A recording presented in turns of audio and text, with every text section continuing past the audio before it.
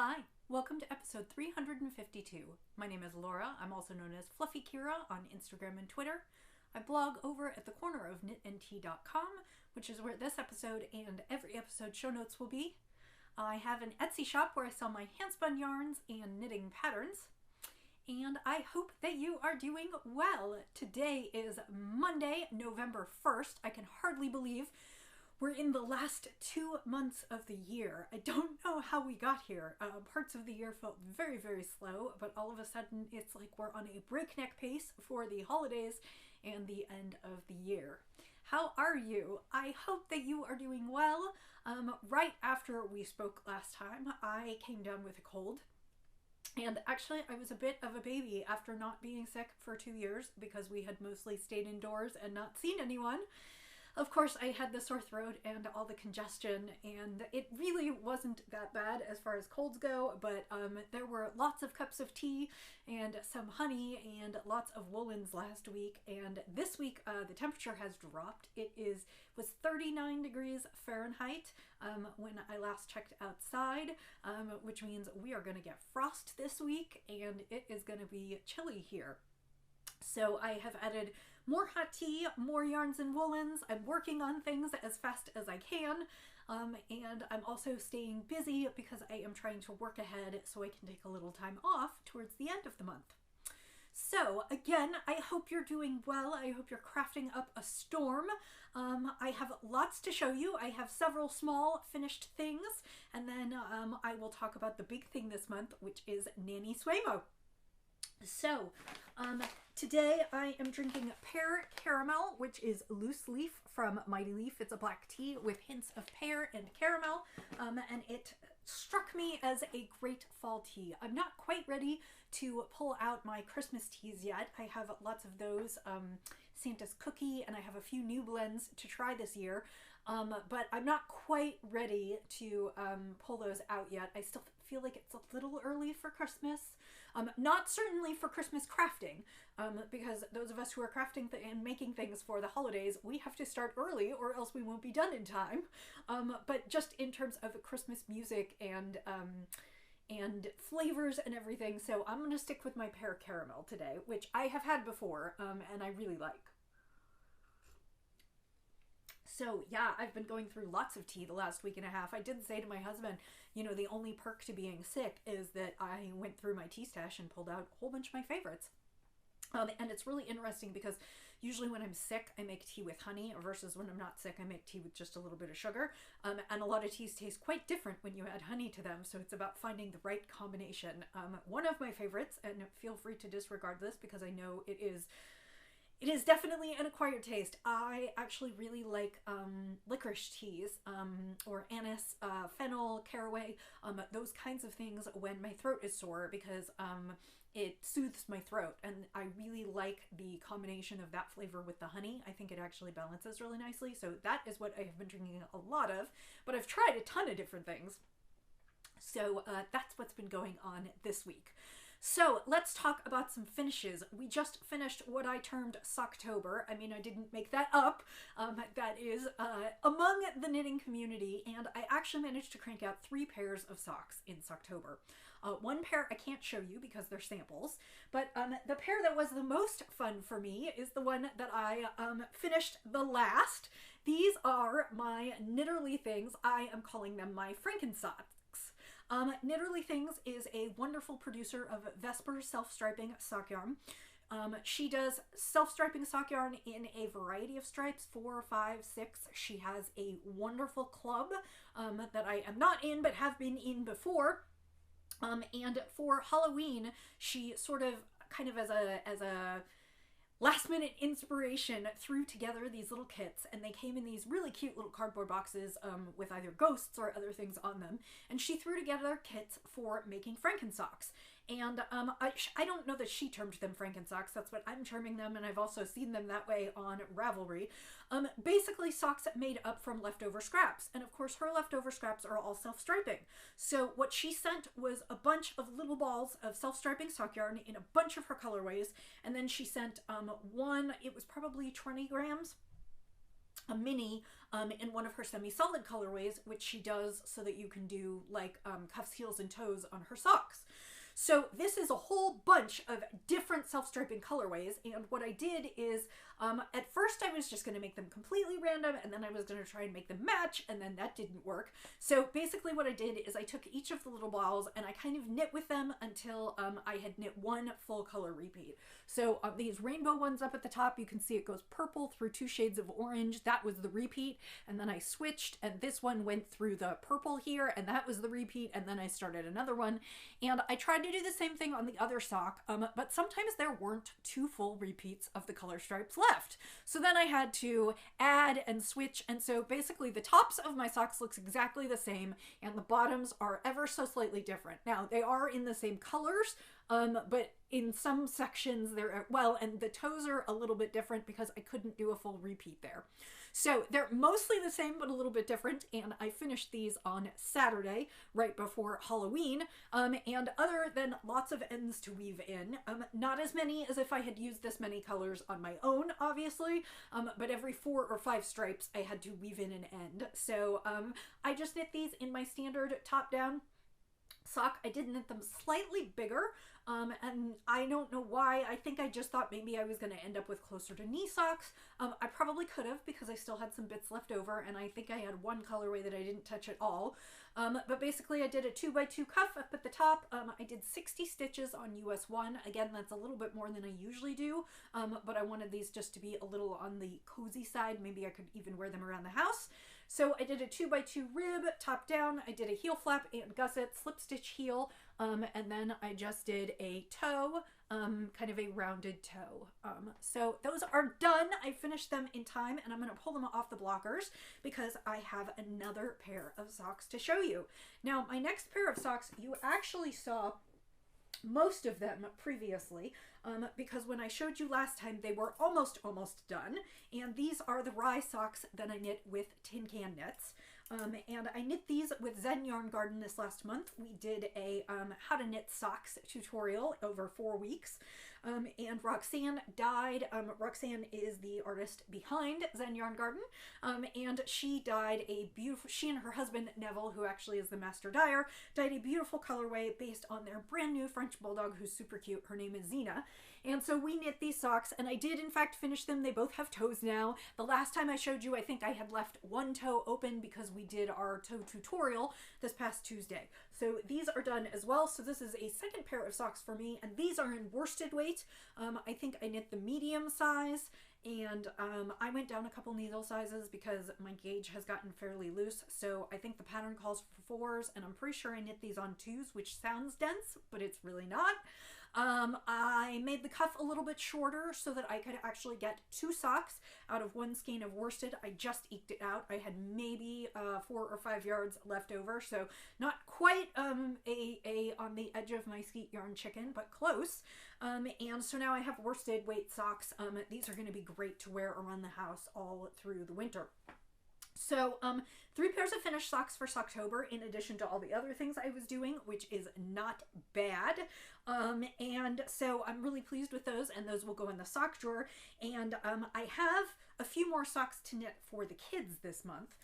So I think November I will be continuing my sock quest, and then I might pull out, I have spun several skeins of Corriedale for sock yarn, and I really would like to knit some hand spun socks. I don't need any more socks. My sock drawer is so crammed full I can barely get it closed. But it's chilly, and I'm rediscovering my love for my wool socks because temperatures have dropped, and I'm thinking about maybe pulling out a skein of hand spun to take with me on my travels because hand spun socks are the best. So 2 pairs of socks down. The other finished object I have for this week is a small one. It is a hat for Roxy, and I knit this out of a skein of Malabrigo Rios that I bought on the yarn crawl. So another yarn crawl bit used up already. This is Malabrigo Rios in the skein. I think it was Purpurus. I pulled the label off of it and was sure I would remember it, and of course I do not. And I knit the V formation hat by Amy Pelletier, I think that's how it's pronounced. It was a pattern that basically I went and looked in my pattern library on Ravelry for things that I already owned. And it's funny because I went to find another hat and I sat down to make it for Roxy and it turned out I had actually made it for her 2 years ago. So I decided I didn't want to duplicate it. I probably could have, because I don't know if the old one still fits, but I decided to do something new, and this is just a great cabled hat. You cable every couple rows. Super simple. I'll probably knit a bunch more of these. I have some yarn that it was a review of the yarn, but I have a bunch of it left over and it's in blue, and so I was thinking I might make a bunch of these hats. It had nice cable definition, and I was thinking this might be my go-to pattern to make some more hats for Hat Not Hate for next year. They are already done for this year, but that's another thing I might do over the holidays, is I actually have a pretty big bag of worsted scraps now, and I also have some leftover yarn from that yarn review, and so my thought was maybe I should knit a bunch of hats again with the leftovers, because I always have such fun doing that, and it's a great kind of mindless project for over the holidays. It's fun to combine what I have left over in worsted scraps, and then I'll have hats for everyone. So anyway, this is a hat for Roxy. Like I said, I knit it per pattern. It's called V Formation. And it will be linked in the show notes, and a pom-pom, and I used up probably about 2/3 of the skein, maybe 3/4. I have a little bit left, and it just went into my worsted bag. It'll get tossed in with other things. So that's what I've got going on there, and that is 3 projects done this week. Which brings me to what I am working on. I actually have 2 projects. Well, I have 1 and an almost project. So I'll show you the one that's already cast on, and then we'll talk about the next one. The one that is already cast on is I am knitting slippers for the kids, and I am using, and I did not write it down, it is, I believe it's called Simple Garter Stitch Slippers. I will link it in the show notes. I have knit it before, and they really are super simple slippers. They're knit on US 4 needles, which I am using, and usually it can be done in either worsted or, excuse me, it can be done in either worsted or you can hold fingering weight doubled. And so I decided to hold fingering weight doubled, and I am working on slippers for the kids. I am almost, I have a couple more inches, but then the toe decreases for Roxy, and here's what it looks like. So this is just a simple garter stitch slipper. I am upping my game this time. Usually it is knit flat. It is just knit completely flat in a rectangle. And basically you knit your rectangle in garter stitch, and then when you get to the toe, there are some decreases, and there's a little bit of creative construction in putting it together. Normally what you would do is at the end of knitting your rectangle, you seam the back seam together at the back of the heel. And that's what I have done all the other times I have knit these, but one of their, sort of, if you feel like it, you can, is her if you feel like it, you can, was do a Judy's Magic cast on at the back of the slipper so that you don't have to sew it closed later. And I thought that might be nice because I thought it might be a little bit less bulky at the back, because usually I just kind of mattress stitch that up or try and graft it. Anyway, so that is kind of the back of the slipper, and I actually flipped them the other way out because I don't like the, it gives it just a bit of a stockinette definition because I didn't purl the first row like I probably should have. So I went ahead and flipped it inside out. So now this is my right side out, and I am working on these, and my hope is that I will finish this first one tonight and maybe get started on the second one for Roxy. For yarns, I am using some Mountain Colors. I had several skeins in the stash, and I had wound these up. And this one I know is Azalea, which is mostly pink and purple. It's got a little bit of blue and maybe a little bit of green, and I am holding that doubled with, I think this is a spring colorway. It's like a spring blooms, and it's just a speckled, and I thought they'd be really, really cute together. And I think I might actually do Miles out of this one too, but rather than emphasize the pink and purple, I have a skein of blue yarn that I wound, and I tried to turn it into a hat or something a while ago, and it just didn't quite work. but I think these would be quite nice together for a pair of slippers for Miles. So I think that's what I'm going to do with this when I get done. And this yarn was some yarn that I bought on a trip, and I do not have the label with me. I know I bought it at Tempe Yarn and Fiber in Arizona once when I was visiting Liz, and it's super pretty and it's super soft, but I looked because there was something on the floor and I wanted to see if it was the label. It was super pretty, but it didn't work for what I had planned, so I think that will be really pretty. So my plan is to try and get slippers for the kids done this week, and then my next hurdle is I need to knit Miles a pair of mittens. And if you have been with me for a while, I don't know what my block is, but I strongly dislike knitting mittens.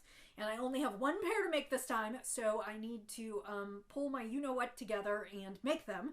And so my hope is that I will finish their slippers and get Miles' mittens done before we leave for Arizona. My husband is running an Ironman, which is... it's kind of crazy. It is a triathlon, and it is 2 and a bit miles of swimming, and then 110 miles biking, and then a marathon. And he is doing that November 20th in Arizona, and so we will be heading out that way so that he can compete in that. And then our Thanksgiving plans are a little up in the air. We may go see my family, but we also just have to see kind of how Arizona goes. We certainly do not want to bring any disease to the family, so I'm not sure if we're going to end up seeing my family for the holidays, or for the Thanksgiving holiday or not. But we will be doing some traveling, and I will be taking a little time off towards the end of the month, and I would like to finish those projects before I leave. I still would like to knit the kids some socks, but socks are perfect car knitting, and so I might just take those with me on travel because they're super easy. I don't have to bring patterns with me because once I know what number I'm casting on, I pretty much just do vanilla socks. And so I won't have to bring multiple skeins of yarn to hold double, all that kind of stuff. So my thought is that if I can finish the slightly more complicated stuff now, like the slippers where I have to measure a lot and, you know, some of those kinds of things, then I can work on the socks on our trip. So that brings me to the main event of November, which is NaKniSweMo.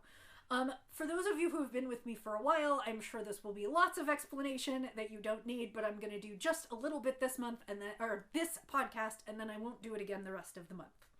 NaKniSweMo is kind of the brainchild of Shannon Oakey, who is Knit Girl. She owns Cooperative Press.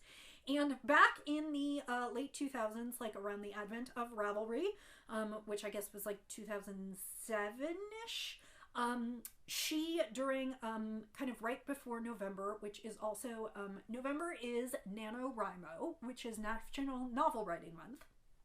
And in that realm of the world, you are encouraged to work on a novel between November 1st and November 30th and to write approximately 50,000 words and to sort of work on getting your writing out there, getting a draft down, or maybe getting it polished and put together.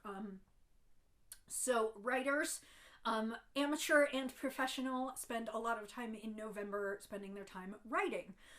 Shannon Oakey decided that there was no reason that other crafts could not participate, and so she developed what she termed NaKniSweMo, National Knit a Sweater Month, and it runs from November 1st to November 30th, and the objective is to knit yourself a sweater that has 50,000 stitches. There is a group on Ravelry. It is called NaKniSweMo, and every year we have tons and tons of participants. I will definitely say, well, I don't know how many in the group, but I know between our group and other areas on Ravelry, there's definitely at least a few hundred people participating. I say knit, but it also can be crochet. And the objective, again, is to just work on a sweater for yourself, cast on November 1st, cast off before November 30th, and have it be 50,000 stitches. Now, those are the official rules, and as you know me, I'm not a huge stickler for rules. I will say, if you want to participate in the NaKniSweMo thread and be eligible for prizes, that is my caveat. If you want to be eligible for prizes, you need to stick to November 1st through 30th and 50,000 stitches, and it needs to be a garment. It can't be multiple sweaters. It needs to be one garment. It can't be multiple sweaters. It can't be, I suppose it could technically be a vest. It can't be a shawl. It has to be basically a sweater. A vest I consider a sleeveless sweater, so take from that what you will.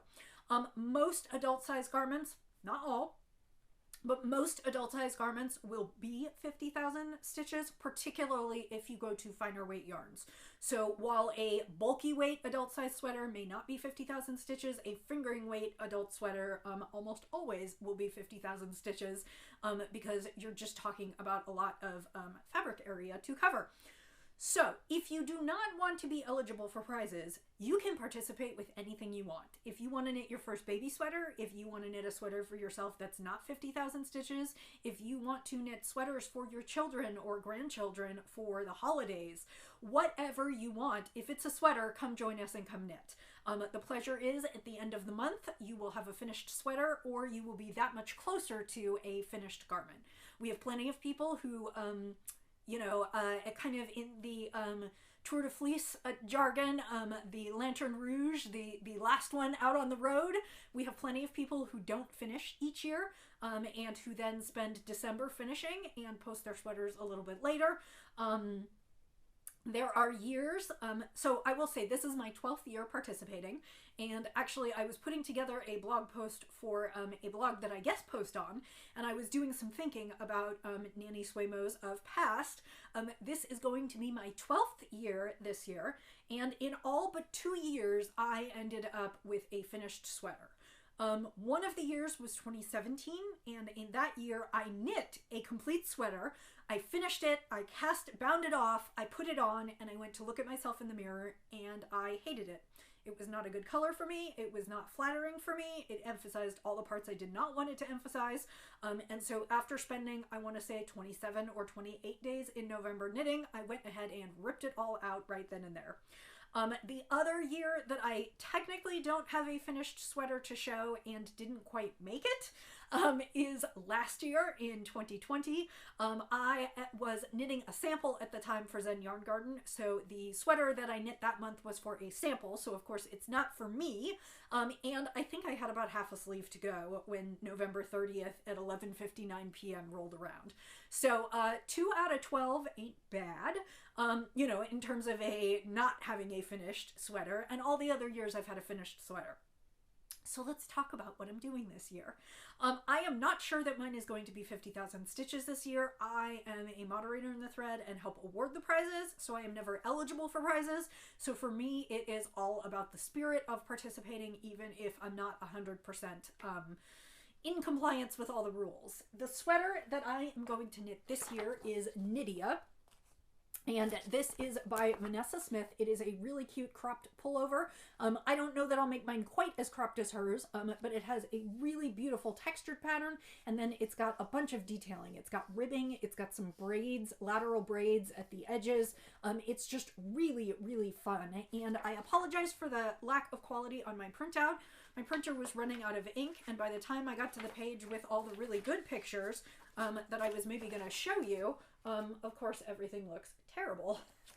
So again, this is the Nydia pullover, N-Y-D-I-A, and I am knitting it. I showed you last week. This is Apothecary Delightful DK in At the Hearth, which is this great kind of pumpkin-y orange, perfect for the season. I do not have an orange sweater in the stash, and so this year I decided that was what I needed to do. And I am a very jewel tone person, but I think this is dark enough and rich enough that I think it will be fine. And I swatched. I didn't do as big a swatch as she suggested, but I swatched and I washed it and blocked it last night, and I am super pleased, so I am ready to go. And as this is the first, I've been working today, but my hope is that I'll finish Roxy Slipper tonight and then get started on my sweater. And I can't wait. I'm so excited. I do actually have an idea for a second sweater this month. And I haven't wound the yarn up for it. I want to see how things work out through the month. Like I said, I have a bunch of stuff for the kids that I maybe need to get done before Thanksgiving, because if we do see them for Thanksgiving, usually we exchange gifts there. So that is kind of a deadline for me. And then, of course, if we don't see them for Thanksgiving, I'll need to get them in the mail right away, because the mail has been fairly slow, and I want to be sure that they get there in time for the holidays. So that is what I will be working on for the next couple weeks. And then before we go away, I will decide precisely what I'm taking with me, and I'll see where I am in my knitting for the month. I currently have no samples on the needles, although I just found out I'm getting a sweater sample sent to me in the next couple weeks. It probably will be here before I leave, so actually I will probably end up taking that one with me. So I will start on a second sweater, but not for myself. And then I have a variety of things. I have a charity blanket that I'd like to complete because Wes is taking his sabbatical. Okay, so every 7 years my husband gets to take a 1-month sabbatical from his company, and he is taking his sabbatical to coincide with doing the Ironman. And as part of his sabbatical, he has to do 40 hours of community service. And for that, he decided he would like to knit a blanket or blankets for Project Linus. And he is learning to knit, and he is knitting his own blanket. However, for a first-time blanket knitter, my suspicion is he'll probably knit one blanket to turn in, and that will take him his 40 hours of service. I'm quite sure. For any of you who have knit blankets, you know they actually take quite a bit of time. And if you remember back to when you were a new knitter, it is a slow process. So he is working on his own charity blanket to donate. However, I have made a couple blankets over the last year that I'm going to add to his to sort of bulk up the donation a little bit. Not because I think what he's doing is not wonderful and useful, but just, you know, I have cranked out a few others, so I would like them to go with his contribution. So I am in the last maybe 4 or 5 inches of a charity blanket that I am finishing, and I will bring that maybe next week to show you. Maybe next week if I finish it. Ooh, I might be able to finish that this week. Maybe I should focus on that. But I'm trying to finish that. Again, my sweater, and then I have a bunch of other things in stash I could work on, and I could cast on for just about anything. My goal for our trip is to take enough with me that I will not run out, and not so much that I don't get to things. And I can't quite decide how to project plan. We are driving to Arizona and spending a week there before he actually does his race. So there's going to be a lot of downtime, and we're not going to go out and do much sightseeing because we really don't want to get ill right before his race. And so we're really just going to be doing a lot of hanging out and watching movies, and, you know, we'll do some stuff outdoors. But so there's going to be a lot of downtime plus a lot of car time. And at least on the way there, I probably won't do much of the driving. On the way home, I probably will because he'll be tired. But and then if we actually go up to Chicago, we'll come back from Arizona, spend a night at home, and then drive up to Chicago, which is another 2 days of driving plus time there. So, lots of knitting time this month, lots of things to show and share. I will be doing one more episode before I take a break for a little while. 1 more or 2 more? Today is the 1st, the 8th. I'll be doing 2 more. So, no, I'll only be doing 1 more. Yeah. Okay, so I'm coming to you this week. I will come to you next week, and then I'm going to take 2 weeks off, and I'll be back on November 28th. And I will remind you of that next week. I just decided that between not knowing what my internet situation is going to be like, one of the Mondays actually both of the Mondays will be driving. So, it's going to be a long day in the car. I'm not really going to have time to film. I don't know what my internet situation is going to be like. So I am just going to take a couple weeks off, and it just means I'll have that much more to show you when I come back. So let's talk, quick sip of tea, and then let's talk about spinning, and then I will let you get out of here. So I forgot to bring my finished spin. Check out my Instagram in the next couple days. It was a beautiful braid from Kumasi. Fiber Arts, who is on Etsy. It was a BFL, and it's kind of in a gray and purple and teal, and they're all kind of modeled together, and I am calling it ethereal because her braids don't come with her braids don't come with names. I'm calling it ethereal because it is kind of misty and gray and a little bit wintry and just beautiful. And that is probably between 200 and 250 yards of like a DK to worsted weight. It's BFL. I think it would make great boot socks if you don't have huge feet. That will be going up in the shop shortly. And then I am working on 2 bumps of fiber right now.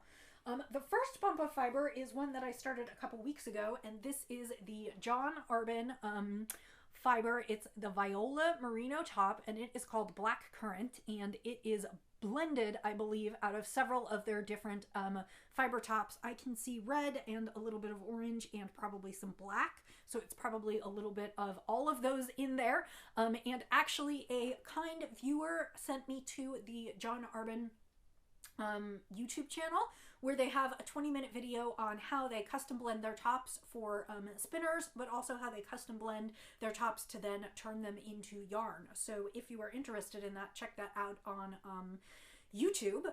So this is half of that. And then the other thing that I started is I started spinning the prize braid of fiber. The winner was Susanna, and she contacted me last week, and so I went ahead and started spinning hers, and I am halfway done. I have the second half on the bobbin right now. This is Higgledy Piggledy, and it was a it was a merino, bamboo, and tussa silk braid. It's an 80-10-10 blend, and it was from Hello Yarn, and it wants to spin quite thin, and it's just all kinds of fun colors, plums and blues and burgundies and yellows and some soft frosty colors, as you can see under there, and I think this is going to be really pretty. I am working on finishing this one up this week so I can get the braid out to the prize winner. And so then I will go back and finish my John Arbin. I do have handspun in the shop if you are looking for a treat for the holidays, but while I'm gone, I will be taking my shop down. So if there is anything you wish to purchase in the next week or two, please do think about it, because I will be taking my shop down once we leave, and it will be down until probably right after Thanksgiving. So just because I don't know if I'll be home to ship, and Etsy is pretty, well, first of all, I want my customers to get their packages shipped in a decent amount of time, but Etsy is also pretty strict on a 1 to 2 day shipping window, and I don't want to run afoul of that. So those are the 2 spins that I am working on this week. I don't have anything else pulled out. I'm not sure that I'll get to something else before we leave, and I will not take a wheel with me. I could take my mini spinner, but I think I'm just going to concentrate on knitting for a couple weeks. Just immerse myself in one craft for a change. So thank you for bearing with me for this podcast. I hope that you are having that your week has started well, that you enjoyed a lovely weekend. If you are participating in NaKniSweMo, I can't wait to see what you make. If not, I hope you'll cheer us on. And I do hope that you are having a wonderful crafty time, that you're snuggling in, or I suppose if you're in some parts of the world, you will be shedding all your winter woolens and moving towards summer now. But I hope that those of you who are experiencing colder temperatures are cozying up with your wool and enjoying it. Until next time, I will say, as I always do, happy knitting, happy spinning, happy sipping, and I'll see you next time. Bye.